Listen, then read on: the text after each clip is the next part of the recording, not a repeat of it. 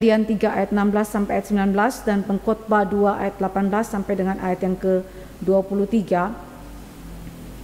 Sebelumnya mari kita berdoa meminta anugerah Tuhan dalam pemberitaan firman Tuhan. Bapa di dalam kerajaan sorga, kami bersyukur kepada Tuhan karena Engkau adalah Allah yang menyediakan bagi kami pemeliharaan-Mu melalui pekerjaan yang Engkau berikan kepada kami sebagai manusia. Tetapi di sisi lain kami juga menyadari bahwa begitu banyaknya kesukaran yang kami temukan di dalam pekerjaan kami.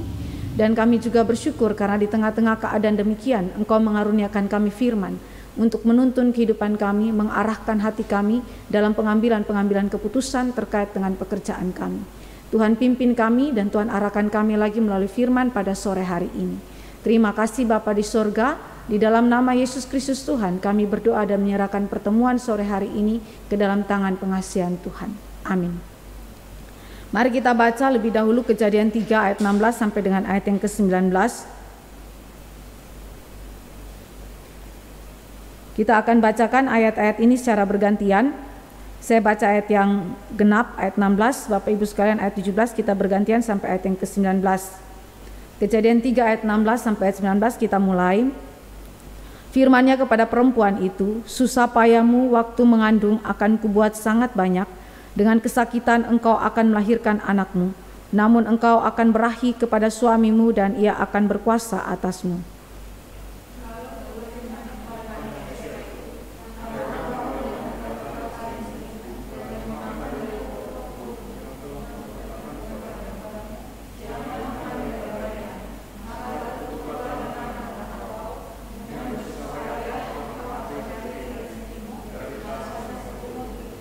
Semak duri dan rumput duri yang akan dihasilkannya bagimu, dan tumbuh-tumbuhan di padang akan menjadi makananmu.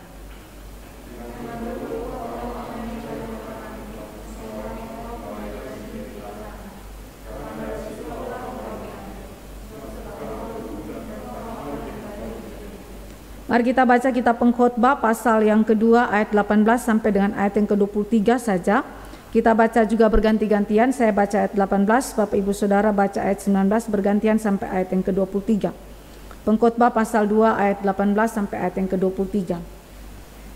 Mari kita membacanya. Aku membenci segala usaha yang kulakukan dengan jerih payah di bawah matahari, sebab aku harus meninggalkannya kepada orang yang datang sesudah aku.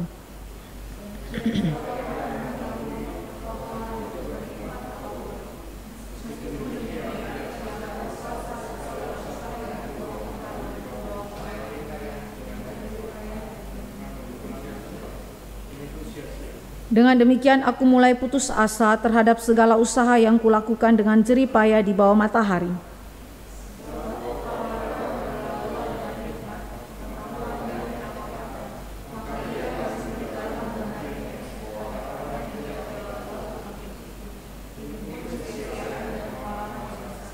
Apakah faedahnya yang diperoleh manusia dari segala usaha yang dilakukannya dengan jerih payah di bawah matahari dan dari keinginan hatinya?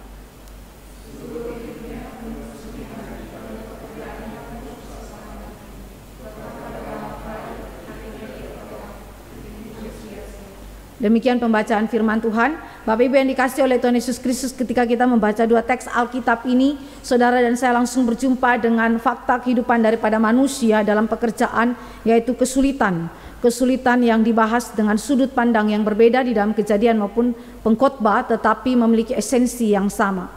Nah, mari kita lihat sebentar di dalam introduction. Saya percaya bahwa minggu lalu Pak Tama sudah membahas hal ini, tetapi saya mau ngajak kita untuk melihatnya secara sekilas saja, mengingatkan kepada saudara dan saya bahwa kerja adalah bagian di dalam perjanjian Allah.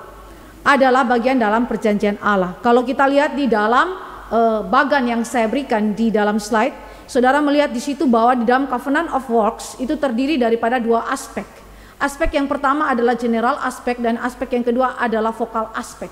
Dan di dalam general aspek itu ada tiga bagian yang saudara dan saya temukan di dalam kitab Kejadian pasal 2, yaitu sabat, kerja, dan pernikahan. Kalau kita ingat ke dalam apa yang mungkin Pak Tama sudah sampaikan di dalam minggu yang lalu, kalau kita lihat dalam kerja di dalam konteks Kejadian 1 ayat 28b dan pasal 2 ayat yang ke-15, kita berjumpa bahwa kerja adalah bagian di dalam rancangan kekal Allah, maka kerja adalah kehendak Allah bagi manusia. Kerja adalah bagian di dalam rancangan kekal Allah, general aspek daripada perjanjian Allah dengan manusia. Karena itu kerja adalah kehendak kekal Allah bagi manusia. Implikasinya kerja membutuhkan penebusan. Kerja tidak saja ada di dalam dunia yang dicipta Tuhan, dunia yang jatuh di dalam dosa, tetapi kerja juga akan mendapatkan penebusan sampai kepada konsumasi nanti. Jadi itu berarti saudara dan saya melihat betapa signifikansi kerja di dalam rancangan kekal Allah. Dan karena itu ketika berkat dan kutuk Allah berikan kepada manusia, ketika dia taat maka itu hidup kekal, tidak taat berarti kematian kekal. Saudara, itu mengimplikasikan general aspek ini semua terlibat di dalamnya. Sabat, kerja, pernikahan, semuanya berada di bawah kutuk Allah ketika manusia itu jatuh di dalam dosa. Nah, jadi dengan demikian saudara dan saya tidak heran ketika kita membaca di dalam Kejadian maupun Pengkhotbah, di situ terdapat begitu banyaknya kesukaran di dalam pekerjaan akibat kutukan karena manusia berdosa. Nah, sekarang kita lihat di dalam natur manusia, ketika manusia itu telah jatuh di dalam dosa, saudara dan saya melihat di dalam bagan, saya bicara mengenai image of God, manusia di dalam dua kapasitasnya secara struktural dan fungsional. Kalau saudara dan saya ingat di dalam creation sebelum manusia jatuh dalam dosa, maka dua aspek ini struktural dan fungsional ada dalam diri manusia. Kalau kita lihat struktural terdiri dari tubuh dan jiwa manusia, dan di dalam jiwa itu ada pikiran, perasaan dan kehendak, di mana itu membentuk pribadi kita sehingga pribadi ini disebut sebagai manusia yang bebas. Manusia yang bebas di dalam seluruh keberadaannya saat ini setelah dia jatuh dalam dosa pun dia memiliki kapasitas kebebasan ini karena dia adalah pribadi. Dan kemudian fungsional adalah kapasitas yang Allah berikan kepada manusia sebagai gambar rupa Allah untuk secara struktural dia dapat menjalankan tanggung jawab dia mempermuliakan Tuhan dalam hidup ini, yang terdiri daripada pengetahuan yang benar, kekudusan asali dan kebenaran asali. Pengetahuan yang benar bicara mengenai apa? Pengenalan kepada pribadi Allah. Kekudusan asali berbicara mengenai kehidupan yang bersesuaian dengan kehendak Allah, dan kebenaran asali berbicara mengenai seluruh kehendak Allah yang dinyatakan kepada manusia untuk manusia kenali. Dan semuanya ini dimiliki oleh manusia yang memampukan manusia berjalan sesuai kehendak Allah, termasuk dalam general aspek. Di dalam sabat dia menjalankan itu sesuai kehendak Allah, di dalam kerja dia menjalankan itu sesuai kehendak Allah, di dalam pernikahan pun sesuai kehendak Allah. Karena apa? Karena aspek fungsional ini ada dalam diri manusia sebelum dia jatuh dalam dosa. Tetapi setelah dia jatuh dalam dosa, maka aspek fungsional hilang. Ya, aspek fungsional hilang berarti dengan kata lain di dalam kutukan Allah, saudara dan saya di dalam general aspek sabat, saudara dan saya melakukan itu dengan cara tidak benar, saudara melanggarnya. Begitu juga di dalam kerja, saudara dan saya kemudian melakukan itu juga dengan cara yang tidak benar. Begitu juga di dalam pernikahan. Karena saudara secara fungsional kapasitas ini sudah tidak ada lagi dalam hidup kita sebagai manusia yang jatuh dalam dosa, maka secara natural saudara tetap memiliki struktur jiwa dan tubuh. Dalam jiwa masih ada pikiran, perasaan, kehendak. Saudara adalah pribadi yang bebas sampai hari ini. Saudara bekerja, saudara boleh pilih sesuai dengan keinginan saudara tanpa paksaan dari luar. Tetapi saudara ingat semuanya itu arahnya, disposisinya melawan Tuhan, melawan Tuhan. Jadi inilah yang secara natural saudara dan saya miliki sebagai manusia yang berdosa. Nah, karena itu saudara, di dalam konsep berpikir seperti inilah saya mau ajak saudara dan saya masuk ke dalam konteks yang lebih sempit mengenai kerja di dalam general aspek dari covenant, ya, perjanjian Allah dengan manusia yang kemudian telah terdistorsi oleh dosa manusia. Apa saja yang saudara dan saya pelajari di dalam kesulitan pekerjaan dalam konteks kejatuhan manusia di dalam dosa dan kutukan Allah? Yang pertama, di dalam konteks kejatuhan dalam dosa, pekerjaan itu menjadi tidak menghasilkan. Pekerjaan itu tidak menjadi menghasilkan, ya, tidak kemudian menghasilkan sebagaimana yang diekspektasikan. Mari kita lihat di dalam Kejadian pasal 3 ayat yang ke-18. Di situ dikatakan kepada Adam hukuman daripada Allah, semak duri dan rumput duri yang akan dihasilkannya bagimu, dan tumbuh-tumbuhan di padang akan menjadi makananmu. Jadi ini adalah akibat dosa, tetapi juga ini adalah penghakiman Allah atas Adam karena dia telah melanggar hukum yang Allah berikan di dalam vokal aspek, ya, perjanjian kerja itu. Maka yang terjadi adalah semak dan duri yang akan tumbuh dari dalam tanah. James Boyce berbicara bahwa Adam ketika dia dihukum oleh Allah, ada 3 bagian yang menjadi poin besar di mana Allah hukum dia. Di dalam teks kita di situ disebutkan bahwa tanah itu dikutuk oleh Allah. Tanah itu dikutuk oleh Allah. Saudara dan saya lihat itu di dalam ayat yang ke-17 ya. Ayat yang ke-17 di situ ya. Saudara dan saya berjumpa di situ bahwa Allah mengutuk tanah.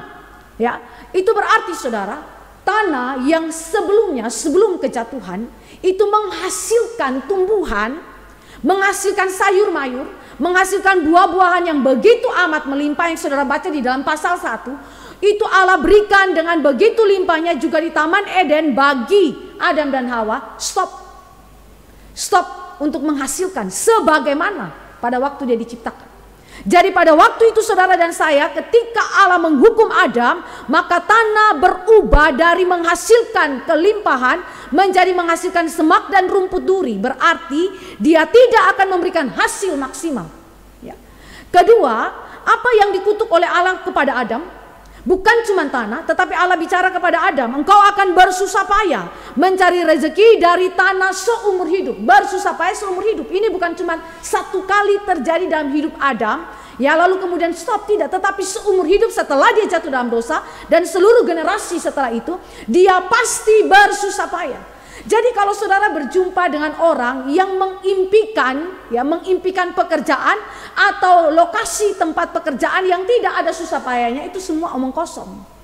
Saudara dan saya tidak bisa menjauhi hal ini ya, karena saudara dipanggil di dalam keadaan yang melakukan pekerjaan ketika saudara dan saya jatuh di dalam dosa. Pekerjaan tetap tugas kita sebagai panggilan kita, tetapi sekali lagi saudara ada di dalam kesusahan. Bersusah payah cari rezeki ya dari tanah seumur hidup. Ya berarti itu tidak ada yang namanya pengecualian dalam kehidupan saya, saudara dan saya untuk tidak bersusah payah. Jadi susah payah menjadi bagian daripada hidup manusia. Nah kalau kita lihat bandingkan di dalam Ayub 7 ya, ayat yang pertama sampai ayat yang kedua, di situ kelihatan begitu jelas ya, kerja yang tadinya begitu menyenangkan bagi manusia. Saudara ingat di dalam penjelasan pertama sebelumnya, kerja yang begitu menyenangkan bagi manusia akhirnya saat itu ketika Allah menghukum menjadi kesukaran dan disertai dengan penderitaan dan kelelahan. Saya mau tanya, Adam dan Hawa ketika bekerja di Taman Eden rasa capek tidak? Rasa letih tidak? Tidak saudara. Dia tidak merasa letih, dia tidak merasa capek. Walaupun dia memiliki keterbatasan. Tetapi lelah capek di dalam koridor akibat dosa itu tidak ada di dalam kehidupan daripada Adam dan Hawa ketika dia mengalami penciptaan sebelum dia jatuh dalam dosa.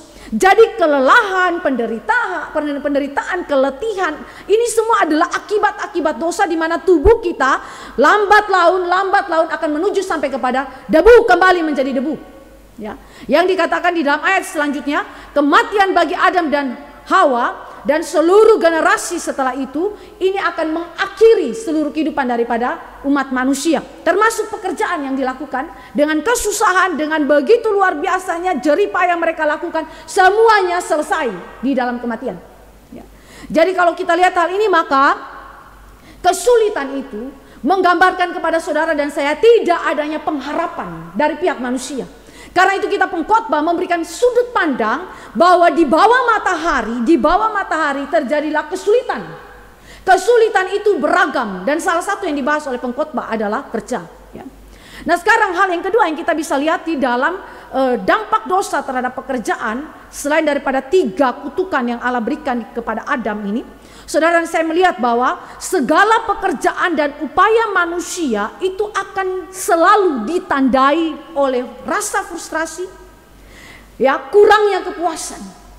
Jadi saudara kerja Allah berikan bagi kita, kerja bagian daripada general aspek perjanjian, dan itu tidak berubah sampai dengan konsumasi tiba. Tetapi di saat yang sama, waktu saudara ada di dalam kejatuhan, saudara mengerjakan itu dengan rasa frustrasi. Saya nggak tahu saudara dan saya ada di dalam kerja pernah frustrasi nggak? Apalagi kalau online saudara ya. Saudara dan saya pernah rasa frustrasi tidak waktu kerja. Saya yakin saudara pasti mengalami rasa frustrasi. Dan ada perasaan yang kurang puas. Nanti kita akan melihat bagaimana hal-hal ini dibahas dengan detail di dalam teks-teks Alkitab selanjutnya. Timothy Keller bilang begini, pekerjaan tidak menghasilkan itu ada di dalam 3 pengertian. Pertama, kurangnya kemampuan untuk melakukan pekerjaan itu. Setelah manusia jatuh dalam dosa, kapasitas manusia itu kemudian tidak mampu lagi melakukan apa yang misalnya dicita-citakannya. Mungkin saudara dan saya juga bisa melakukannya itu, tetapi saudara berjumpa bahwa saudara memiliki hasil yang mungkin saja tidak memuaskan. Jadi aspek pertama ketika kita berkata bahwa pekerjaan tidak menghasilkan adalah berkaitan dengan kurangnya kemampuan daripada manusia. Saya kasih contoh, misalnya Saul dan Yonatan ketika melawan bangsa Filistin. Di dalam akhir kehidupan mereka yang dicatat dalam 1 Samuel 31 ayat 1 sampai ayat 13. Mereka berdua punya senjata, ya. Tetapi Israel, pasukan Israel tidak memiliki senjata seperti yang dimiliki oleh Saul dan Yonatan. Jadi saudara, ketika berhadapan dengan orang Filistin dengan kekuatan yang berbeda itu, kekuatan militer yang berbeda, tentu orang Filistin lebih kuat secara militer. Maka apa yang terjadi? Mereka kemudian kalah dan kemudian kita tahu cerita ending daripada Saul dan juga Yonatan mati. Dan itu sangat menyedihkan Daud. Saudara, kenapa mereka mati? Karena mereka kurang mampu. Banyak terjadi kekalahan, banyak terjadi kegagalan daripada kehidupan manusia. Karena apa? Karena manusia tidak mampu. Saudara yang dikasih oleh Tuhan Yesus Kristus, saudara sehebat apapun, memiliki kemampuan intelektual sebesar apapun, saudara tetap mengalami apa yang disebut dengan tidak mampu. Saudara akan berjumpa di dalam titik kebutaan daripada rasio saudara yang tidak bisa tembus. Albert Einstein, seorang yang ahli, tetapi tetap saja dia mengakui ada misteri-misteri di dalam alam ini yang sulit untuk ditembusi. Saudara melihat ketidakmampuan di dalamnya? Manusia tidak mampu. Manusia tidak mampu. Karena itu, ada pekerjaan-pekerjaan yang saudara dan saya itu gagal untuk kerjakan atau tidak rampung untuk saudara dan saya kerjakan. Kedua, pekerjaan itu tidak menghasilkan karena bukan saja kurangnya kemampuan, tetapi juga ada perlawanan dari lingkungan sekeliling yang meliputi alam, manusia, juga iblis, ya. Jadi ada perlawanan dari lingkungan sekitar. Saudara sudah kerja dengan maksimal, saudara jujur kerjanya, tetapi saudara tidak dapat menghalangi perlawanan dari pihak lingkungan. Saudara tidak bisa menghalangi orang iri hati sama saudara. Saudara juga tidak dapat mencegah trik-trik kotor yang dibuat oleh rekan sekerja saudara untuk menjatuhkan saudara, atau segala macam upaya-upaya di lingkungan kita yang mencoba untuk menghancurkan kita. Saudara, dalam hal ini saudara pasti mengalaminya. Karena itu kalau saudara berjumpa dengan para pekerja, mereka juga frustrasi dengan lingkungan kerjanya. Nanti kita lihat pembahasan lebih detail di dalam kitab Pengkhotbah. Jadi perlawanan dari pihak lingkungan sekeliling ini bisa saja dari alam. Saudara bekerja sudah bangun dengan begitu luar biasa, tiba-tiba terjadi kebakaran, ya, yang bukan akibat daripada kelalaian manusia, tetapi bisa saja bencana terjadi dan kemudian kebakaran terjadi, ya, korslet listrik dan seterusnya, lantas bisnisnya saudara bangun tiba-tiba ambruk saat itu juga, atau terjadi peperangan, ya, atau terjadi banyak hal di sekeliling kita yang menyebabkan saudara dan saya punya pekerjaan itu terhalang, terhambat dan kemudian gagal atau bangkrut total. Nah, bisa juga dari manusia seperti tadi saya contohkan, atau juga dari iblis. Sebagaimana pengalaman daripada Ayub, serangan daripada iblis yang dalam rupa macam-macam menggunakan alam, menggunakan juga tangan manusia untuk menghancurkan dia. Jadi saudara lihat di sini, pekerjaan tidak menghasilkan juga berkaitan dengan perlawanan dari lingkungan sekeliling kita yang kita tidak bisa cegah. Tidak bisa cegah. Mungkin ada waktu di mana saudara dan saya bisa mencegahnya, tetapi kebanyakannya adalah saudara dan saya tidak mampu untuk mencegahnya, sehingga akhirnya kita terjebak ada di dalam kondisi frustrasi. Lalu kemudian hal ketiga, Timothy Keller berkata bahwa pekerjaan tidak menghasilkan di dalam arti kurang atau tidak adanya kesempatan. Saudara mungkin seorang yang cerdas di SMA, tetapi bisa saja saudara tidak memiliki kesempatan untuk kuliah di tempat yang sangat baik, begitu ya. Ada orang yang memiliki kualitas olimpiade, waktu SMA dia ikut olimpiade, menang olimpiade, tetapi belum tentu dia bisa masuk universitas yang baik, ya. Mungkin karena keterbatasan ekonomi atau hal-hal yang lain. Jadi saudara dan saya melihat di sini adanya fakta di mana saudara berhadapan dengan kurang adanya kesempatan atau tidak adanya kesempatan. Misalnya di dalam lapangan pekerjaan saudara sudah memberikan pelayanan terbaik dalam pekerjaan saudara, tetapi kesempatan naik jabatan itu tidak ada. Entah dengan beragam faktor yang ada yang menyebabkan saudara tidak dapat memiliki karir jabatan sebagaimana yang saudara dan saya impikan. kurang atau tidak adanya kesempatan, ya. Jadi itu mirip seperti apa yang dipikirkan dan diimpikan oleh Rasul Paulus yang dia tulis surat kepada jemaat di Roma. Dia ingin untuk menjumpai jemaat di Roma karena melalui jemaat di Roma dia ingin mendapatkan support untuk pelayanan penginjilan ke Spanyol. Itu adalah kerinduan daripada Paulus. Dan kita tahu bahwa urusan dia ke Spanyol ini antara jadi atau tidak jadi, ya saudara, karena keadaannya yang begitu sukar. Jadi bisa saja ada kurang atau tidak adanya kesempatan menyebabkan pekerjaan itu tidak menghasilkan sebagaimana yang diekspektasikan. Keller mengatakan bahwa pengalaman kerja akan mencakup rasa sakit karena ketiga hal ini, lalu kemudian konflik, rasa iri, ada kelelahan, dan tidak semua tujuan manusia itu tercapai. Bahkan pada masa-masa di mana Anda puas melakukan pekerjaan Anda mungkin sangat kecewa dengan hasilnya. Saudara mungkin sebagai mahasiswa, saudara sudah belajar dengan yang terbaik, tetapi bisa saja hasil yang saudara capai mungkin tidak seperti yang saudara ekspektasikan. Jadi hal-hal sedemikian, saudara dan saya melihat bahwa ini adalah dampak dosa yang dimaksudkan dengan semak dan rumput duri ini yang terjadi secara faktual dalam kehidupan kita sebagai manusia yang telah jatuh di dalam dosa. Tetapi di sisi yang lain, walaupun pekerjaan itu menjadi tidak menghasilkan bagi kita, di sisi yang lain Alkitab juga berbicara mengenai penghiburan tanda petik yang nanti minggu yang akan datang kita akan bahas lebih banyak. Di mana karena kerja itu sebagai ketetapan Allah dalam penciptaan, maka kerja masih dapat menghasilkan walaupun tidak seperti yang diharapkan. Ini penghiburan yang mana sekali lagi kita akan bahas lebih detail pada minggu yang akan datang. Meliputi dua hal, ya. Masa kini dan masa yang akan datang. Masa kini already saudara dan saya berjumpa dengan fakta bahwa kadangkala atau bahkan cukup sering pekerjaan manusia memberikan suatu kilasan ya akan keindahan dan kecerdasan yang merupakan karakteristik rutin dari semua pekerjaan manusia. Karena itu pekerjaan dapat memberikan kebahagiaan bagi manusia. Kilasan. Kenapa dikatakan kilasan? Karena ini mengingat kepada apa? Creation, ya. Walaupun saudara alami itu tidak seterusnya dalam hidup saudara, tetapi kadangkala, ya, atau mungkin cukup sering saudara dan saya alami bahwa ternyata dari pekerjaan saudara dapat bersenang-senang. Saudara dapat traveling dengan hasil pekerjaan saudara. Saudara dapat membantu sesamamu, orang tuamu dalam perekonomian. Saudara dapat menikmati kesenangan daripada hasil pekerjaan. Mari kita baca di dalam Pengkhotbah 2 ayat 10 dan ayat yang ke-24.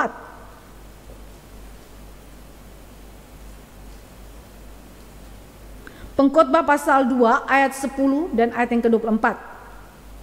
Saya bacakan bagi kita sekalian. Aku tidak merintangi mataku dari apapun yang dikehendakinya, dan aku tidak menahan hatiku dari sukacita apapun, sebab hatiku bersukacita karena segala jeripayaku. Itulah buah segala jeripayaku. Lalu ayat yang ke-24.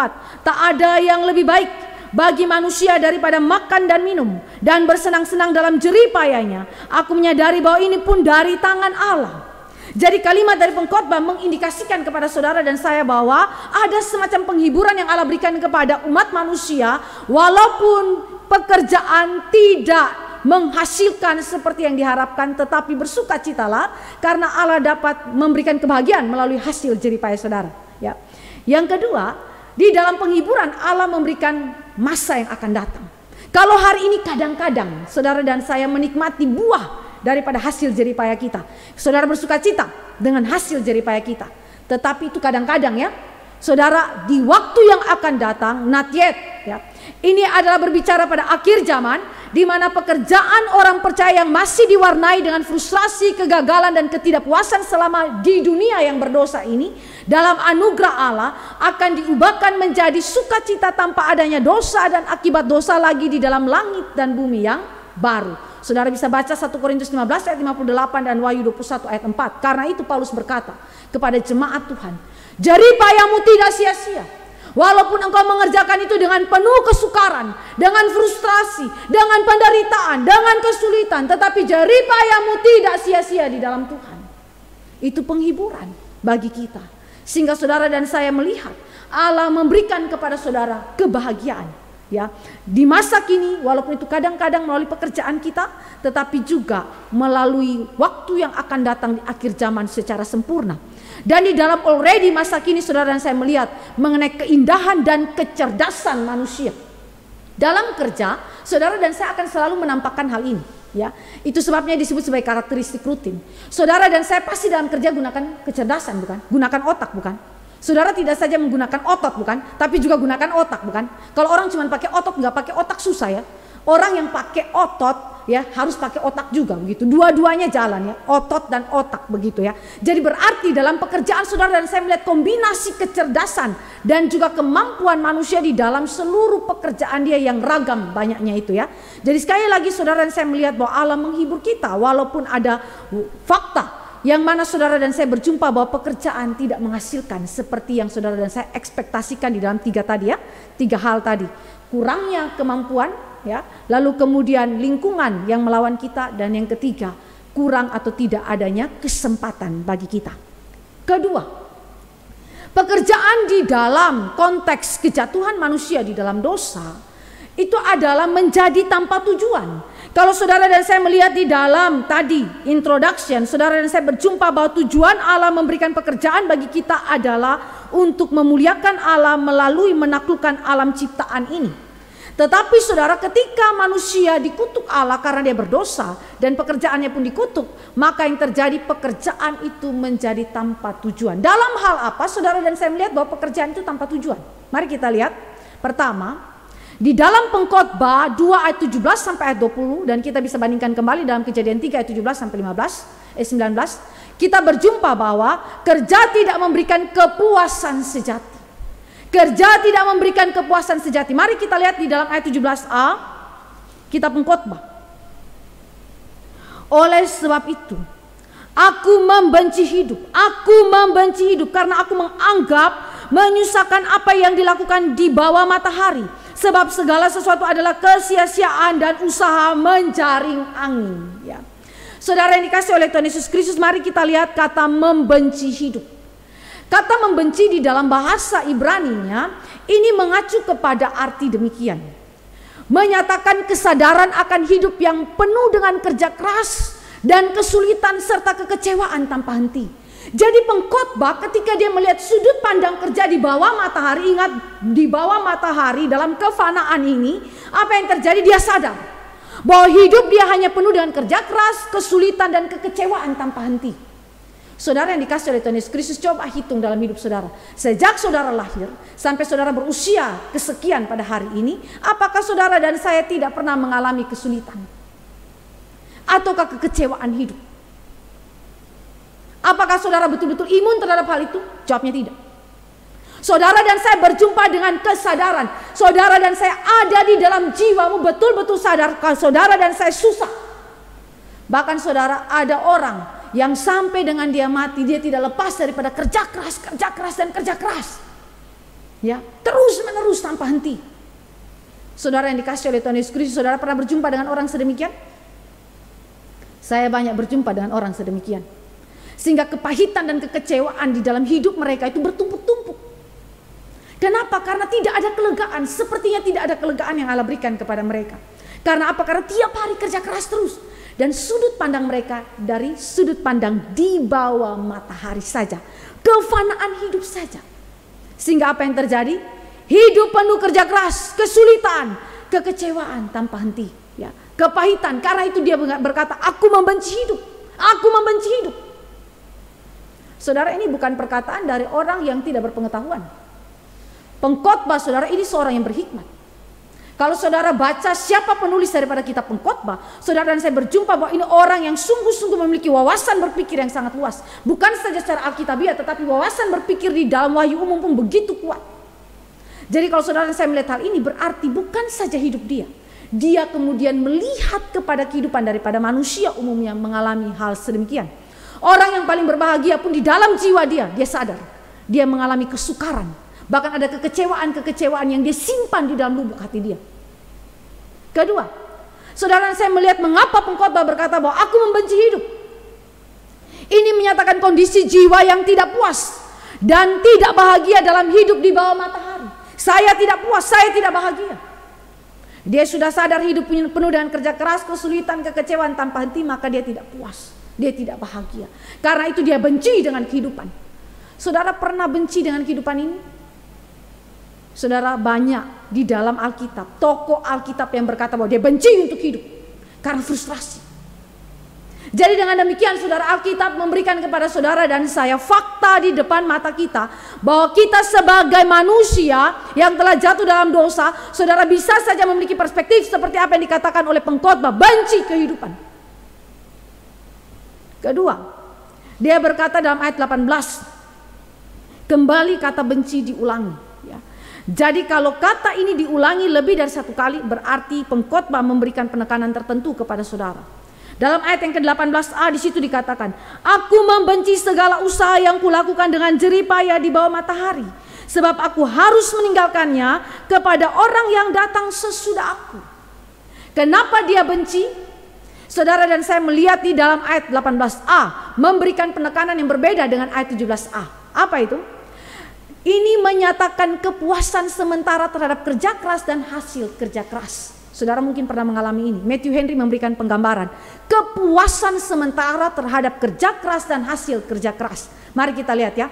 Matthew Henry bilang begini, ini mirip seperti anak-anak yang menginginkan mainan dan awalnya sangat menyukainya, namun setelah bermain dengannya beberapa saat merasa bosan dan membuangnya, lalu menginginkan mainan yang lain. Saudara yang dikasih oleh Tuhan Yesus Kristus, kenapa dia benci? Karena dia berjumpa dengan adanya kepuasan, tetapi sayangnya kepuasan itu bukan kekal. Kepuasan itu hanya sementara. Dari hasil jerih payahnya pun sementara. Saudara, saya punya anak Stefani, mirip penjelasannya seperti yang dikatakan oleh Matthew Henry. Beli mainan hari ini, dia begitu sukacita, seluruh mainan yang lain dia abaikan. Cuman mainan itu saja yang dia mainkan. Tetapi beberapa jam kemudian dia tinggalkan. Lalu minta lagi, mama beli mainan lagi. Saudara, ternyata secara spirit kita punya spirit yang demikian. Ketika saudara bekerja, saudara berjumpa dengan penghasilan saudara, keuangan saudara, saudara bahkan seorang yang memiliki keuangan triliunan pun, dia berjumpa bahwa semuanya itu hanya sementara. Ada kepuasan di dalam kekayaan dia, mungkin ada, tetapi hanya sementara. Hasil kerja yang dia berikan, yang dia miliki pun hanya sementara saja memuaskan dia. Dan segera dia berganti untuk menginginkan hal yang lain lagi. Kepuasan sementara.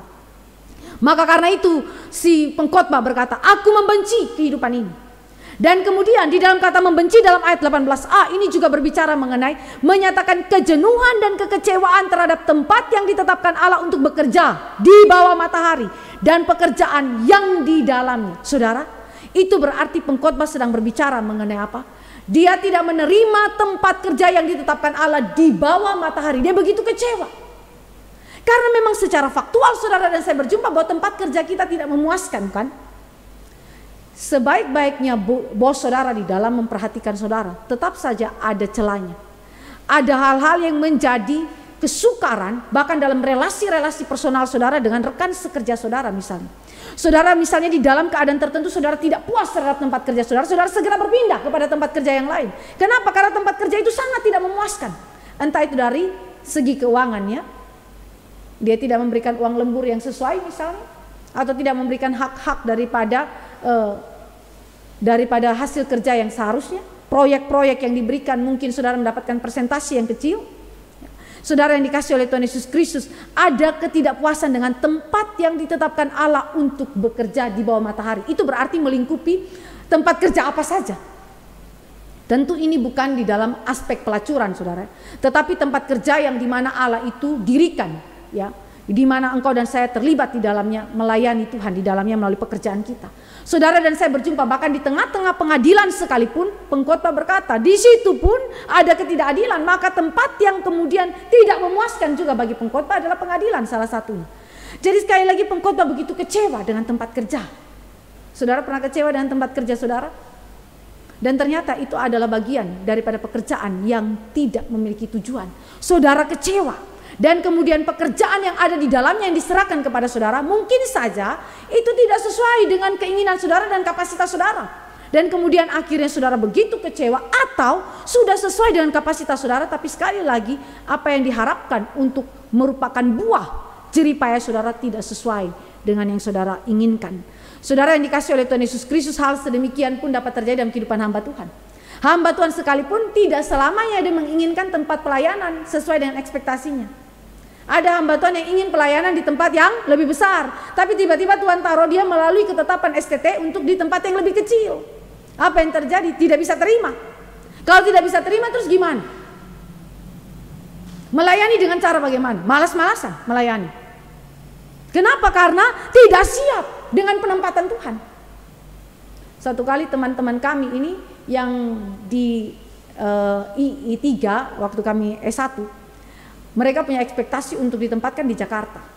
Tapi kemudian tiba-tiba ditempatkan di Kalimantan bagian pedalaman yang paling ujung lagi, Kalimantan Barat. Sampai di sana orang yang biasa hidup dengan ya segala macam kenikmatan karena orang tuanya begitu memberikan kemanjaan di dalam urusan finansial. Lalu apa yang terjadi? Sampai di sana gak ada apa-apa. Mau belanja di mall, gak ada mall. Lalu mereka mulai pusing karena apa? Mereka tidur di rumah yang di bawahnya langsung tempat binatang, babi saudara. Jadi tidur di atas, aduh bau daripada binatang dari bawah, ya. Belum lagi gangguan daripada perampok, pencurian ya, yang ada di sekeliling daripada wilayah itu. Jadi sangat tidak aman. Kecewa. Sempat nangis juga. Kenapa? Karena tidak puas, kecewa terhadap tempat yang ditetapkan Allah untuk melayani, untuk bekerja di sana. Tetapi kalau orang bersangkutan diubahkan, maka pekerjaan itu akan dinikmati. Tapi masalahnya seringkali kita terlibat dalam kekecewaan itu terus-menerus dan akhirnya pekerjaan itu tidak dinikmati, ya. Karena itu di dalam kalimat daripada Pengkhotbah pasal 2 ayat 18a dikatakan bahwa aku membenci segala usaha yang kulakukan dengan jerih payah di bawah matahari. Aku benci. Dan endingnya di dalam pasal 2 ayat yang ke-20a di situ dikatakan putus asa. Dengan demikian aku mulai putus asa terhadap segala usaha yang kulakukan dengan jerih payah di bawah matahari. Dengan jerih payah di bawah matahari aku putus asa, ya. Kalau saudara saya lihat di dalam kata putus asa ini berarti menyatakan ketiadaan pengharapan dalam kesibukan duniawi. Sibuk kerja, sibuk. Tetapi apakah ada pengharapan di dalam seluruh pekerjaan yang dia kerjakan? Tidak. Karena itu dia mengalami kekosongan hidup atau ketiadaan makna hidup. Kosong, hampa. Saudara, ini adalah sesuatu yang sangat menyedihkan. Nanti kita akan lihat di dalam aplikasinya di dalam kehidupan kita zaman sekarang.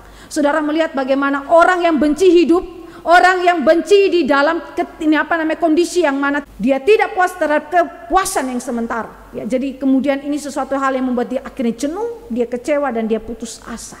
Tidak ada pengharapan, kosong hidup dan kemudian makna hidup pun tidak ada. Ini yang disebut dengan pekerjaan menjadi tanpa tujuan. Hidup pun tidak bermakna sama sekali. Maka segala apa yang dikerjakannya juga menjadi tidak bermakna. Kosong, hampa, sibuk-sibuk tapi sekali lagi tidak ada arti apapun. Jadi ini sekali lagi sesuatu yang sangat menyedihkan dan ternyata itu dialami oleh manusia sepanjang zaman yang berada di bawah kutuk dosa. Yang kedua, pekerjaan menjadi tanpa tujuan di dalam arti apa? Kita melihat alasan-alasan mengapakah kerja itu tidak memberikan kepuasan sejati. Di sini saudara dan saya berjumpa secara konkret pekerjaan itu menjadi tanpa tujuan. Kalau tadi dikatakan bahwa dia benci kehidupan, sekarang alasannya mengapakah kerja itu tidak memberikan kepada kita kepuasan yang sejati. Ada beberapa argumentasi di dalam kitab Pengkhotbah. Pertama, karena kerja adalah kutukan Allah sekarang, ya. Kerja sebagai kutukan Allah sekarang, saudara, ya, setelah Adam dan Hawa jatuh dalam dosa. Nah, kita lihat kata usaha atau jerih payah yang dipakai di dalam teks Pengkhotbah yang berulang-ulang dia bicara. Dalam bahasa Ibrani apa? Itu amal. Saudara seringkali berkata berbuat amal, bukan? Kata amal itu berarti bekerja, kerja atau jerih payah atau usaha. Nah, ini berbicara kepada kerja itu sendiri dan juga hasil daripada pekerjaan itu. Nah, mari kita mulai melihat ketika Pengkhotbah berbicara ini dalam ayat 17 dan ayat yang ke-23, istilah usaha atau jerih payah amal ini mengacu kepada kerja yang menguras pikiran dan perhatian yang meletihkan, beban yang menindih. Saudara kalau bekerja, saudara pasti menguras pikiran saudara dan perhatian yang meletihkan. Saudara kerja online dari pagi sampai sore, tiap hari di depan komputer. Lama-lama tambah pula minus kita ini. Iya kan? Saudara itu betul-betul melelahkan. Mata sudah lelah, pikiran lelah, ya. Belum lagi kalau internet jaringan putus dan seterusnya, tambah lelah pula, apalagi dimarahin sama bos. Saudara bisa bayangkan apa yang terjadi di situ, pikiran dan perhatian yang itu begitu terkuras habis. Di situ. Beban itu begitu menindih kita, bukan karena pekerjaan itu sendiri, tetapi juga hasil daripada pekerjaan yang nanti kita itu terima, itu semua menguras, sangat menindih kehidupan daripada kita. Ya. Karena itu sekali lagi istilah usaha atau jeripaya selalu dikaitkan dengan pengurasan pikiran, perhatian yang meletikkan, beban yang menindih daripada manusia. Dan kemudian kata usaha atau jeripaya ini juga berbicara mengenai apa? Kesibukan dalam bekerja, tetapi ini bukanlah kebahagiaan melainkan kesusahan atau kesedihan semata. Jadi saudara, orang sibuk kerja senang ya, senang di satu pihak, tetapi lebih banyak apa? Lebih banyak ketidakbahagiaannya, kesedihannya. Saudara yang dikasih oleh Tuhan Yesus Kristus, coba bayangkan orang yang kerja di Tangerang, rumah di Sukabumi, pagi-pagi jam 4 pagi jalan, pulang dari kantor sampai di rumah jam 12 malam. Kapan dia punya waktu untuk bersama dengan keluarga? Seluruh waktu habis untuk pekerjaan.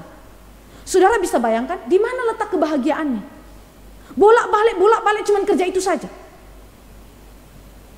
Salah satu daripada tokoh hamba Tuhan, dia segera meninggalkan pekerjaan dia sebagai hamba Tuhan. Berhenti karena apa?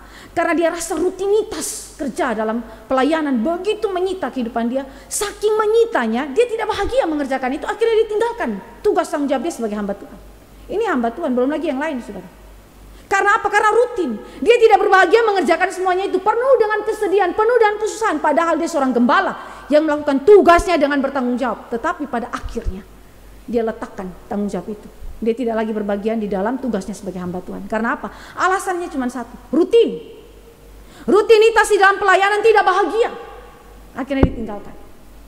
Saudara, ini yang disebut dengan usaha jeripaya, amal. Yang saudara dan saya melihat bahwa itu adalah kutukan daripada Allah. Saudara dan saya tidak berbahagia di dalam pekerjaan itu sendiri. Bahkan jeripaya kita, hasilnya pun saudara tidak berbahagia di dalamnya. Kedua, saudara lihat mengapa kerja itu tidak memberikan kepuasan sejati, sehingga pengkhotbah berkata bahwa aku membenci kehidupan ini, membenci jeripayaku, membenci hasil daripada jeripayaku. Karena para pekerja tidak memiliki kontrol atas usaha atau jeripaya sendiri yang disebut dengan powerless. Saudara, mari kita lihat ayat 18b dan ayat 19. Di situ dikatakan apa? Sebab aku harus meninggalkannya kepada orang yang datang sesudah aku. Ya. Yang datang sesudah aku harus tinggalkan kepada orang bersangkutan. Lalu ayat 19, dan siapakah yang mengetahui apakah orang itu berhikmat atau bodoh? Meskipun demikian ia akan berkuasa atas segala usaha yang kulakukan di bawah matahari dengan jeripaya dan dengan mempergunakan hikmat. Ini pun sia-sia. Saudara, apa yang dimaksudkan oleh pengkhotbah di sini? Dengan tidak memiliki kontrol atas usaha atau jeripayanya sendiri, powerless. Ada 3 hal, saudara, yang saudara dan saya bisa temukan di dalam kalimat-kalimat pengkhotbah. Pertama, pengkhotbah itu melihat bahwa hasil usaha atau segala keuntungan yang diperolehnya dapat jatuh kepada orang yang tidak berlelah-lelah untuk keuntungan atau hasil jeripaya itu. Pasal 2 ayat 21. Ketika saya baca salah satu kesaksian yang dicatat oleh Timothy Keller, dia bilang begini, ada salah satu daripada orang yang dilayaninya itu begitu sakit hati, begitu kecewa. Karena apa? Karena dia melihat bahwa ada orang yang tidak berlelah bekerja keras tapi menikmati keuntungan daripada orang yang bekerja keras. Dia tidak berlelah untuk mengerjakan itu, tapi dia terima hasil untung, lalu kemudian dia berleha-leha dengan semuanya itu. Dan orang yang dilayani oleh Timothy Keller, dia berkata, saya betul-betul kecewa dan sakit hati melihat orang yang sedemikian. Saudara, apa yang dikatakan oleh kesaksian daripada Timothy Keller ini adalah apa yang dikatakan oleh pengkhotbah. Orang yang bekerja keras dapat untung, punya aset banyak, punya keuangan banyak. Entahkah itu banyak, kan relatif, saudara. Ada yang miliarder, ada yang memiliki harta triliunan, ada yang punya harta cuman tanah waris, ya, sebidang tanah sawah untuk keturunannya mengerjakan sawah tersebut, ya. Kan masing-masing relatif banyaknya itu. Tetapi saudara, kita berikan itu kepada orang yang mana dia tidak kerja keras untuk itu. Terima hasil saja, lalu nikmati itu dan tidak memiliki beban pekerjaan yang sama seperti kita. Saudara, ini sesuatu yang dikatakan oleh pengkhotbah sia-sia. Saudara dan saya bisa berjumpa itu banyak sekali, bukan? Misalnya orang-orang konglomerat yang ada di Indonesia. Ketika orang tua mereka membangun bisnis mereka pertama kali, mereka itu mencucurkan air mata, mereka mengalami begitu banyaknya pengurasan pikiran, tenaga, perhatian yang meletihkan.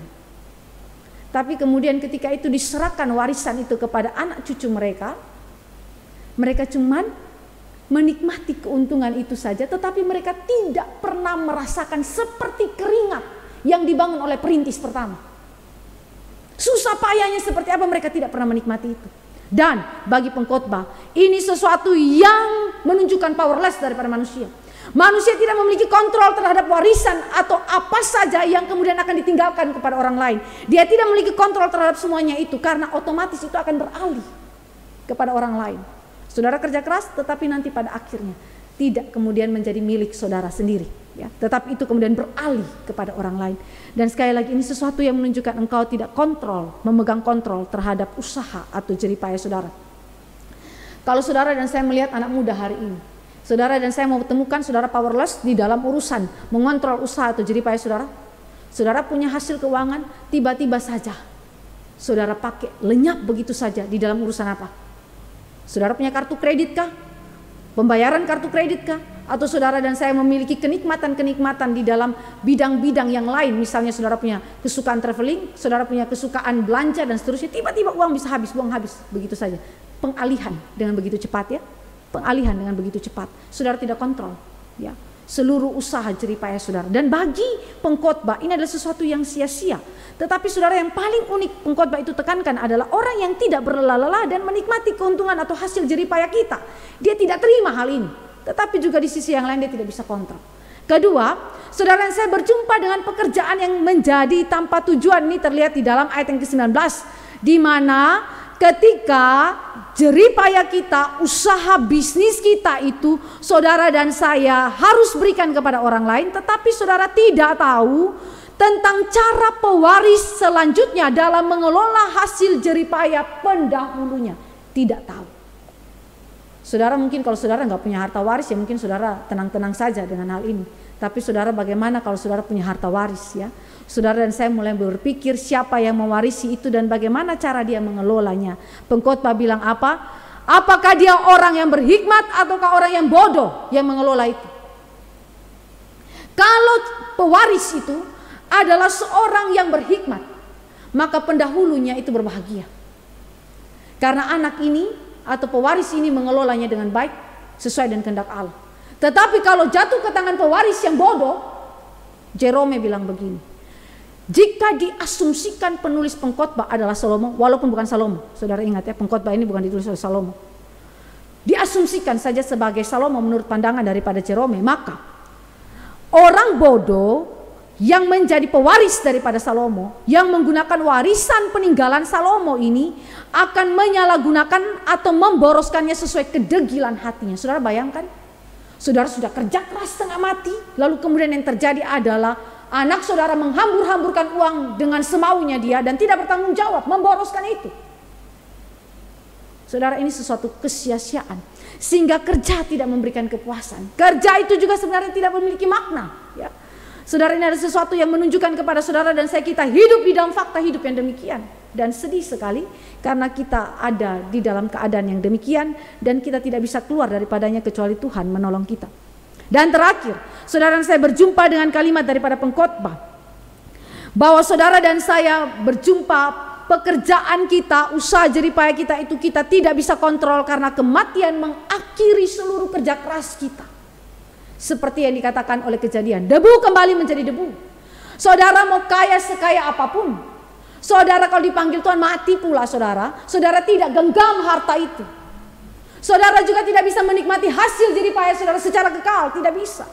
Kenapa? Saudara powerless. Hidup saudara dibatasi oleh Tuhan melalui apa? Kematian. Karena itu Yesus memberikan perumpamaan tentang orang kaya yang bodoh itu, yang berkata bahwa lumbung-lumbungnya sudah penuh. Lalu dia bilang, tenanglah jiwaku karena semua lumbung sudah penuh. Lalu Allah berkata, hari ini juga, malam ini juga engkau mati. Lalu untuk apa hartamu yang kau timbun di dalam lumbung-lumbung itu, yang penuh itu, yang kau katakan kepada jiwamu tenang saja, karena semuanya sudah ada. Saudara, Alkitab berkata, kematian mengakhiri semuanya itu. Karena itu pekerjaan itu menjadi tanpa tujuan, ya, tidak memiliki kepuasan sejati pada dirinya sendiri. Karena aspek-aspek ini, saudara. Dan saudara powerless karena saudara tidak bisa kontrol itu. Saudara tidak bisa pegang kendali terhadap semuanya itu. Pekerjaan menjadi tanpa tujuan. Hal ketiga kita lihat dalam Pengkhotbah 2 ayat 23b. Karena pekerjaan itu di bawah kutukan Allah adalah pekerjaan yang tanpa istirahat. Tanpa istirahat. Mari kita lihat ayat yang ke-23. Dari Pengkhotbah pasal 2. Seluruh hidupnya penuh kesedihan dan pekerjaannya penuh kesusahan. Bahkan pada malam hari hatinya tidak tentram, ini pun sia-sia. Kata penuh kesedihan dan pekerjaan itu penuh kesusahan hati, itu adalah berbicara mengenai frustrasi. Nah sekarang saya mau ajak saudara dan saya lihat di dalam kalimat tidak tentram. Kerja tanpa istirahat karena apa? Karena hati pun tidak tentram di malam hari. Saudara yang dikasih oleh Tuhan Yesus Kristus, ketika hal ini diungkapkan dalam ayat 23, itu berarti pekerjaan itu melibatkan aktivitas fisik dan mental yang luar biasa di siang hari. Itu betul. Ayat yang ke-23 mengimplikasikan itu. Saudara kerja dengan seluruh aktivitas fisik dan mental di siang hari. Tetapi pada malam hari pun saudara tidak mendapatkan suatu istirahat yang tenang. Pekerjaan mengakibatkan tidak pernah ada istirahat karena apa? Ada perjuangan hati, pergumulan batin, berpikir terus-menerus yang mengungkapkan kegelisahan jiwa tanpa kelegaan di malam hari. Tidak tentram. Saudara pernah dalam keadaan demikian? Stres, frustrasi. Sudah kerja setengah mati di siang hari, sudah kerja lembur pula, sampai di malam hari pun terbawa-bawa mimpi. Kita punya pekerjaan. Aduh, proyek ini gimana ya? Pekerjaan ini bagaimana? Harus diaplikasikan seperti apa ya? Bagaimana menyelesaikannya? Bagaimana harus berhubungan dengan klien kita dan seterusnya. Saudara stres enggak? Saudara mungkin ada waktu di mana saudara tidak bisa tidur semalam-malaman. Karena apa? Pikir terus begitu ya. Berarti saudara ini enggak tidur-tidur. Saudara tidak beristirahat dan ternyata di dalam budaya kejatuhan manusia di dalam dosa ini sesuatu yang dianggap lumrah bahwa kerja itu tanpa istirahat. Pada Alkitab berkata di dalam Kejadian sebelum manusia jatuh dalam dosa Allah beristirahat dari pekerjaan dia selama 6 hari dan menikmati seluruh pekerjaannya. Bagaimana mungkin manusia tidak pernah beristirahat? Jadi pekerjaan menyebabkan hati tidak tentram. Siang hari sudah kerja fisik dan mental, malam hari pun berpikir terus menerus, bergumul, berjuang dengan hatinya ya, tidak pernah berhenti. Dan kemudian saudara saya melihat bahwa kerja pada akhirnya mengasingkan manusia dari diri, mengasingkan manusia dari sesama, mengasingkan manusia dari Allah itu sendiri yang memberikan kerja bagi kita, memelihara hidup kita melalui kerja.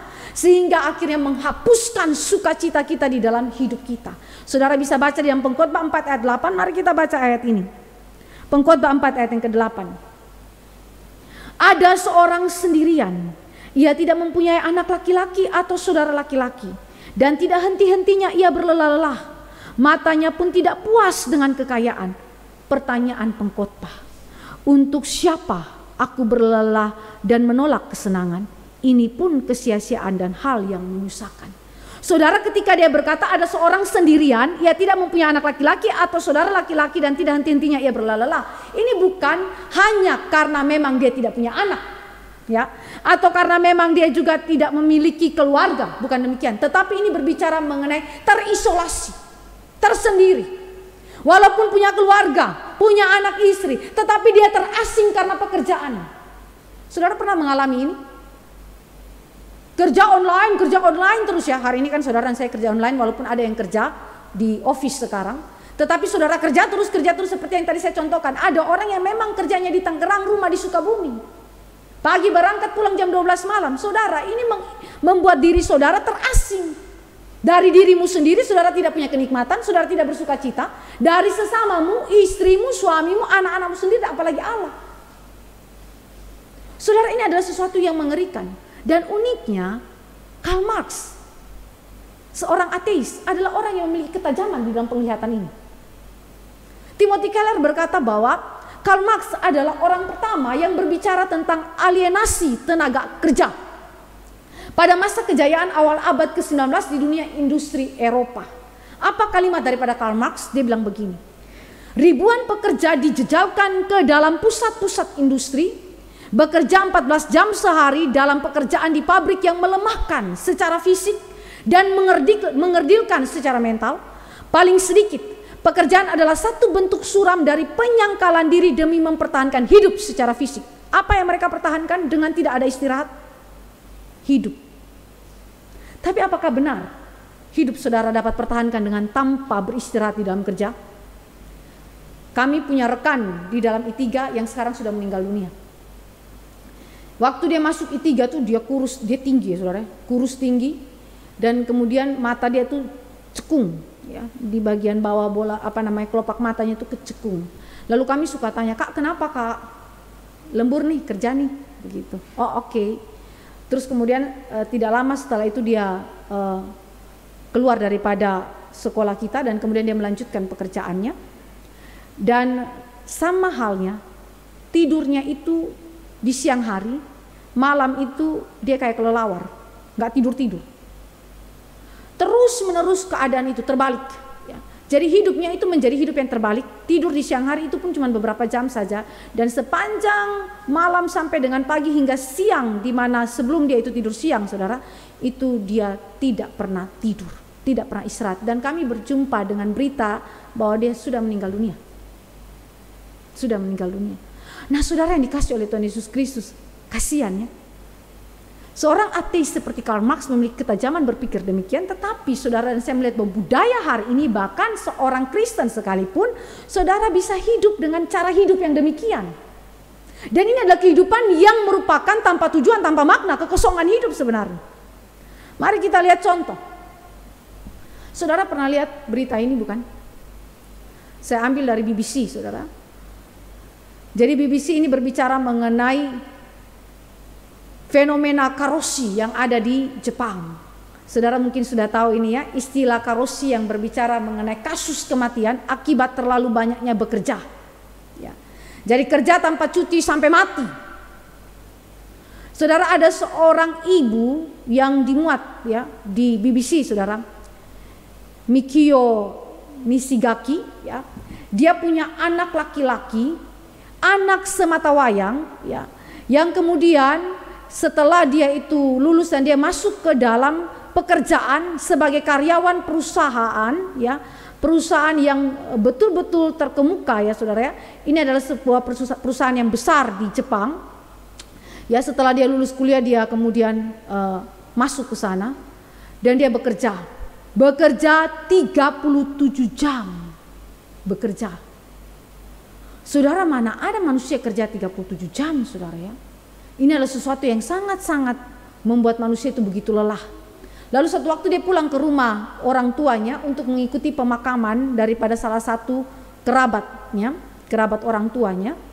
Lalu dia pada waktu itu, mamanya bangunkan, "Ayo ikuti upacara pemakaman ini." Tetapi dia bilang gini, "Ma, biarkan aku tidur, Ma." Oke. Terus mamanya datang lagi bangunkan dia untuk ikuti acara ini. Dia bilang, "Ma, biarkan aku tidur." Dan setelah itu dia tidak bangun lagi. Dia mati pada usia 27 tahun yang sangat muda, anak yang sangat-sangat berbakat, memiliki kompetensi yang baik, tetapi sayang sekali mati dan ditetapkan sebagai mati karena karosi. Karena itu waktu saudara pergi ke Jepang, tidak heran kalau saudara berjumpa dengan ada orang-orang yang tiba-tiba tidur di jalan ya, atau tidur di kereta ya. Kalau tidur di kereta saudara juga tidur di kereta, tapi ini tidur di jalan di mana saja, mereka capek dan mereka tertidur di sana dan itu dibiarkan begitu saja. Nah, kemudian ada di dalam konteks Cina yang juga bicara mengenai kaum rebahan ya. Ini juga dimuat oleh BBC, saudara. Ini bicara mengenai orang yang betul-betul capek kerja keras tapi gaji pas-pasan. Akhirnya mereka bilang kaum rebahan ya, mereka itu yang penting rebahan sejenak, walaupun shift-shiftan itu begitu amat panjang waktunya, tetapi mereka rebahan sedikit. Karena bagi mereka rebahan itu mendapatkan kelegaan. Saudara, seluruh ini adalah bentuk protes daripada manusia. Protes secara kebertubuhan. Manusia di dalam tubuhnya dia mengakui bahwa dia tidak dapat kerja seperti mesin, bekerja tanpa istirahat. Tubuhnya bereaksi. Walaupun mungkin dia dapat kekayaan keuangan dengan seluruh hasil jeripayanya begitu luar biasa, mengagumkan mungkin. Tetapi tubuhnya bereaksi. Karena apa? Karena tubuhnya sudah didesain Allah dengan cara kerja yang Allah itu berikan. Dan ketika tidak ada lagi istirahat, apa yang terjadi? Tubuh itu memberontak. Dan kemudian akhirnya membawa kepada pengaruh psikologis, pengaruh mental, dan akhirnya selesai di dalam kematian. Saudara, apa tujuan seluruh pekerjaan saudara? Saya kutip kalimat daripada Pengkhotbah pasal 4 ayat yang ke-8 bagian akhir. Untuk siapa aku berlelah dan menolak kesenangan? Untuk siapa? Apa tujuan saudara untuk itu semua? Saudara yang dikasih oleh Tuhan Yesus Kristus, ini sangat menyedihkan. Sangat menyedihkan. Yang keempat, pekerjaan menjadi tanpa tujuan. Karena apa? Karena ini berbicara mengenai bahaya pilihan saudara dalam bekerja. Saudara yang dikasih oleh Tuhan Yesus Kristus, ketika engkau masuk di dalam pekerjaan, mengapa pekerjaan menjadi tanpa tujuan? Karena saudara salah pilih. Saudara yang dikasih oleh Tuhan Yesus Kristus memilih pekerjaan di dalam dasar-dasar dan standar-standar yang tidak bersesuaian dengan Alkitab, menjebak saudara masuk ke dalam pekerjaan yang tanpa tujuan. Saudara, yang pertama, ada orang yang memilih pekerjaan berdasarkan imajinasi yang terbatas tentang bagaimana meningkatkan citra diri sendiri. Saudara mungkin berimajinasi, saudara punya kapasitas begini, saudara akan kemudian membuktikan diri saudara dalam pekerjaan-pekerjaan yang saudara pilih itu, dan kemudian akhirnya citra diri saudara terpuaskan di sana. Itu imajinasi saudara. Imajinasi saudara demikian. Sehingga saudara ketika pilih pekerjaan bukan tanya Tuhan. Tuhan, apakah ini kehendak Tuhan untuk aku kerjakan? Apakah benar-benar ini sesuai dengan kehendak Allah? Tetapi yang dia pikir adalah imajinasi dia. Saudara, tidak semua imajinasi itu tidak bisa diaplikasikan di dalam upaya-upaya kita untuk bekerja. Tetapi saudara, imajinasi harus disesuaikan dengan Alkitab, dengan tuntunan kehendak Allah melalui firman-Nya. Jadi kalau saudara pilih pekerjaan hanya berdasarkan mimpi saja, saudara hati-hati.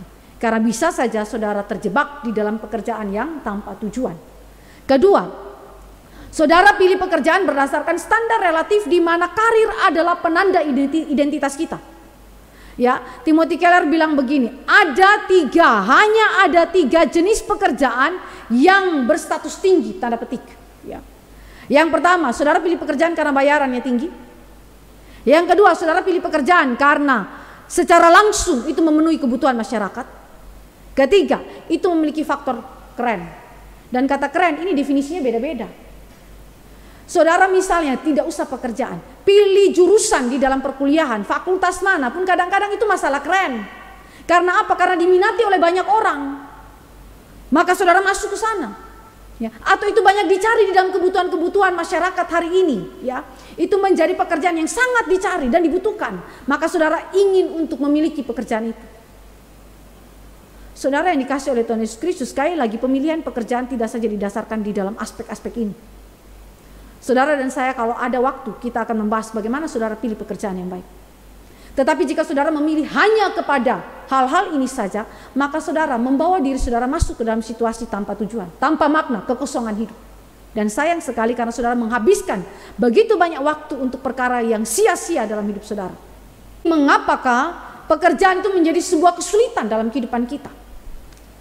Pekerjaan menjadi berhala bagi kita. Pekerjaan menjadi berhala bagi kita. Mari kita lihat misalnya dalam Kejadian 11 ayat 2 sampai ayat yang keempat. Kejadian pasal 11 ayat 2 sampai dengan ayat yang keempat. Saya bacakan bagi kita Kejadian 11 ayat 2 sampai 4. Maka berangkatlah mereka ke sebelah timur dan menjumpai tanah datar di tanah Sinear, lalu menetaplah mereka di sana. Mereka berkata seorang kepada yang lain, marilah kita membuat batu bata dan membakarnya baik-baik. Lalu bata itulah dipakai mereka sebagai batu dan ter gala-gala sebagai tanah liat. Juga kata mereka, marilah kita dirikan bagi kita sebuah kota dengan sebuah menara yang puncaknya sampai ke langit, dan marilah kita cari nama supaya kita jangan terserak ke seluruh bumi. Saudara, pekerjaan menjadi berhala ketika pekerjaan itu bersifat egosentris. Ketika saudara dan saya melihat dalam Kejadian 11 ayat yang keempat bagian akhir, di situ ada kalimat mencari nama bagi diri sendiri. Mencari nama bagi diri sendiri. Martin Luther bicara begini, pekerjaan menjadi cara untuk membedakan diri kita dari sesama, untuk menunjukkan kepada dunia dan membuktikan kepada diri sendiri bahwa saya istimewa. Ini adalah suatu cara untuk mengumpulkan kekuasaan dan rasa aman dan menjalankan kontrol atas tanda petik nasib saya. Jadi saudara, ini yang disebut dengan egosentris di dalam bekerja. Saudara mau kontrol hidup saudara.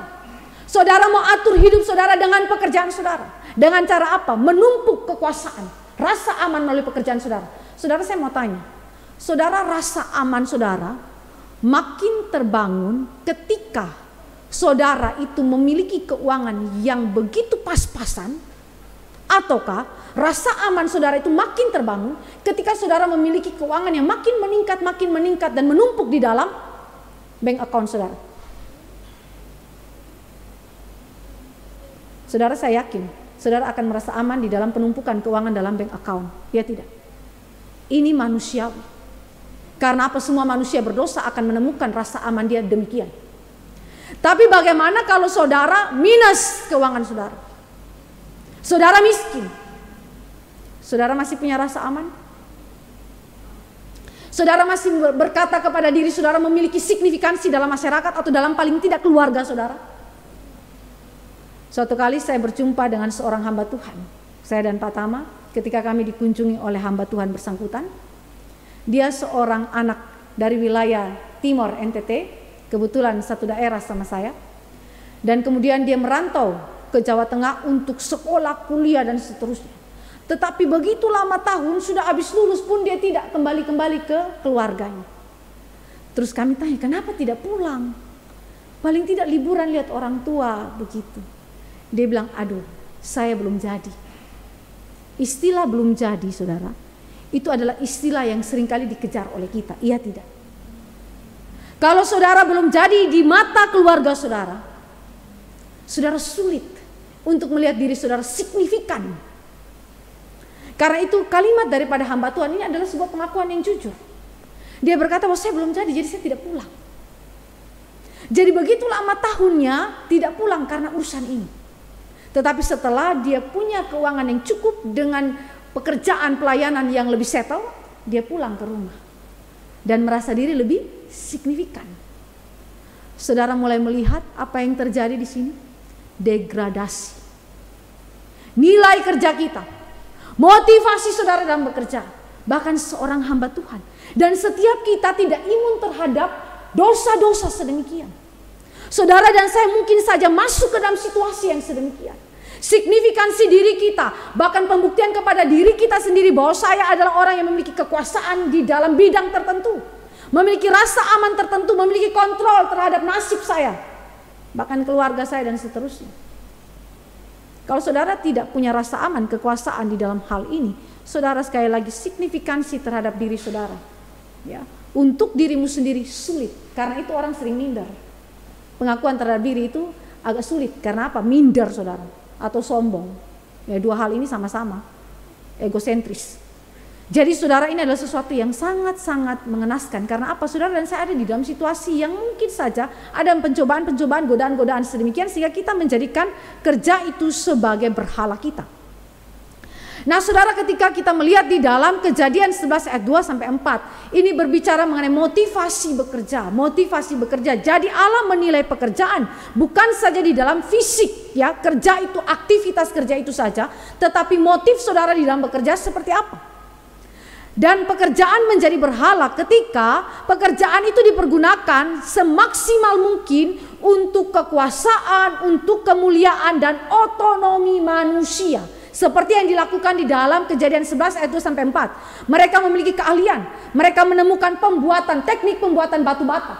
Ini adalah perkembangan teknologi pada zaman itu. Keahlian yang sangat berkembang pada zaman itu sampai dia bangun dengan begitu luar biasa megahnya. Tetapi saudara sekali lagi, ending daripada semuanya itu bukan kepada kemuliaan Allah. Karena apa? Lahir daripada motivasi yang berdosa, yang ingin memaksimalkan kekuasaan, kemuliaan dan otonomi manusia lepas daripada Tuhan Allah. Nah, istilah cari nama di sini berarti membangun suatu identitas bagi diri manusia atau membuat suatu nama melalui apa yang bisa dilakukan bagi diri sendiri, yakni dalam konteks Kejadian 11 menara yang megah. Jadi itu berarti cari nama berbicara mengenai apa? Motivasi saudara membangun suatu identitas bagi diri saudara. Apa saja bentuknya? Apa saja bentuknya? Saudara yang dikasihi oleh Tuhan Yesus Kristus, berarti ketika saudara dan saya membangun suatu identitas diri yang memaksimalkan kekuasaan, kemuliaan, dan otonomi manusia saja, saudara berdosa. Dan di sini terjadi kesulitan.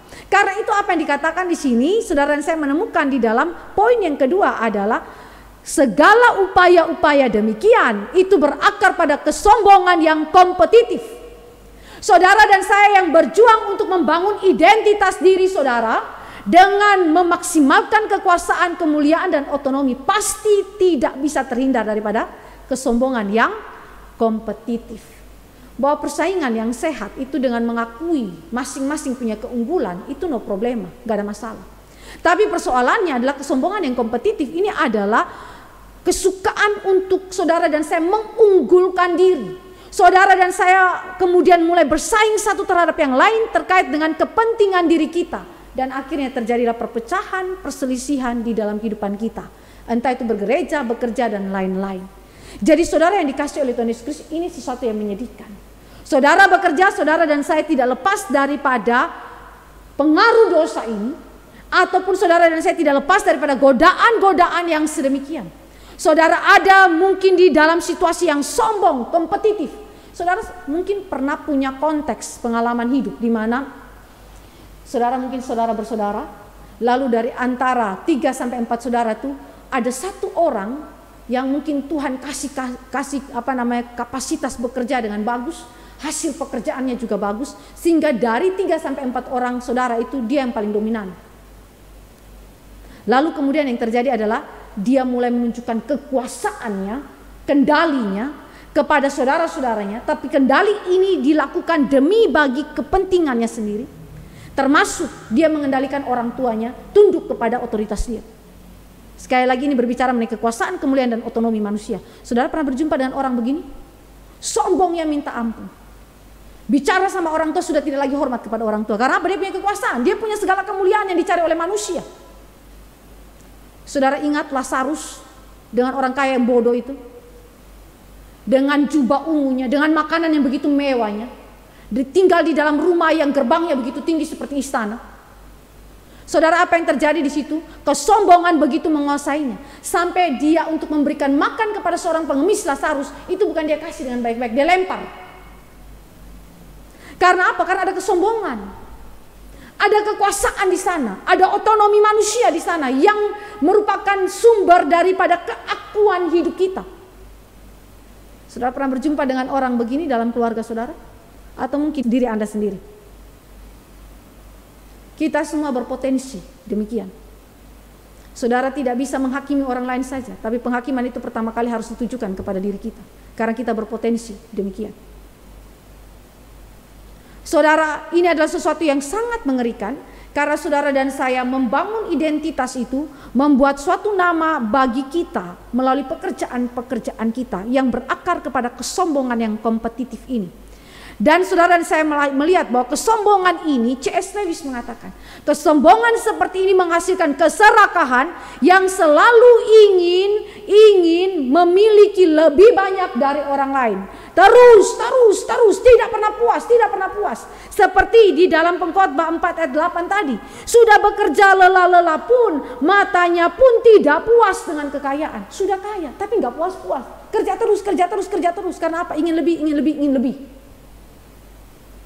Suatu saat saya pelayanan di dalam cabang kita. Lalu setelah itu kami pulang, ada salah satu pengurus ajak saya makan. Lalu kemudian dalam obrolan kami lewat satu rumah sakit. Lalu kemudian saya sebut rumah sakit ini, saya puji pemiliknya, ownernya. Ya, kita tahu bahwa itu dalam grup, tetapi dia salah satu yang penyumbang paling besar di dalamnya.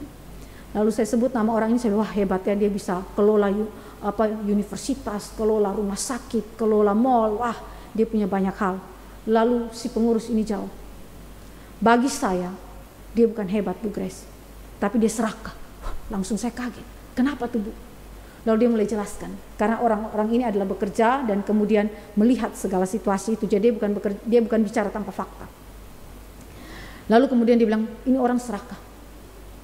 Dia tidak cukup dengan dirinya sendiri, dia tidak cukup dengan kompetensi yang Tuhan berikan bagi dia, di bidang yang Tuhan percayakan bagi dia. Lalu dia kasih tunjuk fakta dan seterusnya.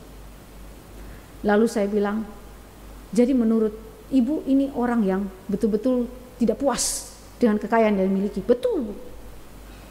Saudara, ini yang dimaksudkan dengan orang yang memaksimalkan kekuasaan, kemuliaan, dan otonomi manusia semata melalui pekerjaan dia. Dia tidak puas-puasnya melihat kekayaan dia. Sudah berlalah tetapi tidak cukup. Kekayaan itu seolah-olah tidak cukup bagi dia, terus dia kerja. Ternyata di balik itu adalah keserakahan. Ingin lebih dan lebih lagi. Dan kesombongan yang seperti ini pasti akan menghasilkan kompromi moral. Saudara dan saya di dalam membangun bisnis itu ada dealing-dealingnya di dalamnya. Dan seluruh dealing yang saudara dan saya kerjakan, pertanyaannya dilakukan berdasarkan apa? Mungkin saudara bilang ini nggak bisa hitam putih. Betul nggak bisa hitam putih, tetapi kebenaran pun tidak bisa dikompromikan. Dan saya percaya bahwa kebenaran itu di dalam hikmat Allah dapat diaplikasikan dalam seluruh ranah kehidupan manusia tanpa kecuali.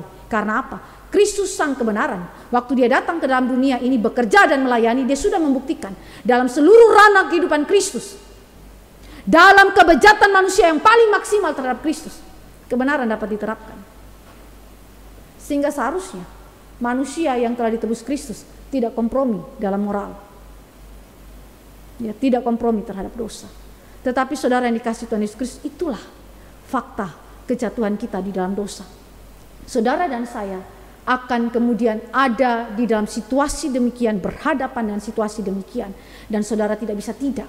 Saudara mungkin saja jatuh di dalam dosa demikian. Kedua, pekerjaan menjadi berhala. Kalau saudara dan saya mengingat di dalam Keluaran 20 ayat 3-5 dan pasal 34 ayat 17, Alkitab berbicara bahwa kerja sebagai pengganti Allah adalah dosa. Karena ini adalah sesuatu yang merupakan bagian daripada pemberhalaan. Luther memberikan penjelasan mengenai hal ini. Penyembahan berhala adalah mengarahkan pandangan kepada sejumlah benda ciptaan Allah agar memberi Anda sesuatu yang hanya bisa diberikan oleh Allah. Apa saja itu? Saudara dan saya mulai melihat istilah-istilah ini di dalam terminologi Keluaran. Membuat patung di dalam terminologi Keluaran 20 dengan maksud menyembahnya berarti mengasihi, melayani, dan memperoleh makna darinya lebih daripada Allah itu sendiri, yang adalah sumber daripada kasih, sumber daripada makna hidup sejati daripada manusia. Saudara perhatikan, membuat patung melibatkan apa? Kerja, melibatkan keahlian, melibatkan kompetensi kita, melibatkan kapasitas, pikiran, seluruh ini menguras pikiran kita, menguras mental kita, menguras seluruh keberadaan kita ketika kita itu bekerja. Dan ketika itu dikerjakan, sekali lagi ini adalah untuk menyembah, berarti kita mengasihi, kita melayani, dan kemudian memperoleh makna daripadanya. Ini adalah membuat patung, ya. Dan dalam hal ini saudara, Luther berkata berdasarkan Alkitab dan juga dikatakan oleh Yehezkiel 14 ayat 3-7, itu adalah dosa di hadapan Tuhan. Dan kemudian istilah membuat patung selanjutnya ini berbicara mengenai bukan saja suatu proses fisik, tetapi juga ini melibatkan suatu proses rohani dan psikologis. Karena itu berarti saudara dan saya menaruh hati kita ke sana. Tadi saya katakan pikiran, perasaan, kehendak kita, segala kecintaan kita tuangkan ke sana. Karena itu berarti tidak saja melibatkan proses fisik, tetapi proses rohani dan psikologis, yang artinya saudara mengimajinasikan, saudara membayangkan, dan saudara mempercayai apapun untuk bisa memberikan kendali, rasa aman, signifikansi, kepuasan dan keindahan yang hanya bisa diberikan oleh Allah yang sejati. Jadi ketika mereka membuat patung untuk menyembahnya, saudara bisa bayangkan yang ada dalam pikiran mereka adalah apa? Mereka mempercayai ini sebagai sandaran bagi kehidupan mereka, signifikansi kehidupan mereka, rasa aman, kendali dalam kehidupan mereka, yang sebenarnya Allah saja yang memberikan bagi kita manusia. Tetapi itu sudah beralih kepada yang lain. Maka kesimpulan kita dari istilah membuat patung ini, penyembahan berhala memiliki kuasa atas tindakan-tindakan manusia, karena penyembahan berhala itu berkuasa atas hati kita. Dia menguasai hati kita, maka seluruh tindak tanduk kita yang di luar pun dikuasai olehnya. Implikasi. Kerja di dalam sudut pandang menggantikan Allah, berarti kerja menjadi satu-satunya sandaran iman kita, signifikansi kehidupan kita, sumber kepuasan bagi kita, sumber keindahan atau kebahagiaan hidup kita. Dan pada saat saudara dan saya menempatkan kerja sedemikian, saudara sedang menggantikan Allah. Dan kerja langsung menjadi pusat penyembahan berhala kita. Saudara, menyedihkan ya. Ini baru satu aspek hidup manusia, kerja saja. Kuasa dosa begitu luar biasanya menguasai kita.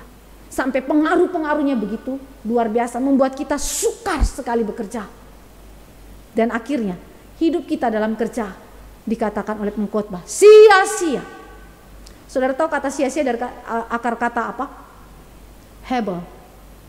Dan saudara tahu Hebel itu Habel, yang berarti sia-sia. Dan saudara yang dikasih oleh Tuhan Yesus Kristus, betapa hidup manusia yang di bawah matahari ini, dalam pekerjaannya, dalam segala kesukaran dan kesulitannya, disimpulkan dengan satu kata, sia-sia. Di manakah pengharapan kita? Di manakah penghiburan kita? Apakah saudara mau tetap tinggal di dalam kesia-siaan hidup demikian? Kiranya hari ini saudara dan saya belajar tentang kesukaran hidup dalam pekerjaan, dan membuat saudara dan saya berlari kepada Allah kita sebagai sumber pengharapan dan penghiburan bagi jiwa kita, sandaran total, signifikansi hidup kita, kepuasan, dan sumber keindahan atau kebahagiaan bagi hidup kita. Tuhan Yesus memberkati kita. Mari kita berdoa.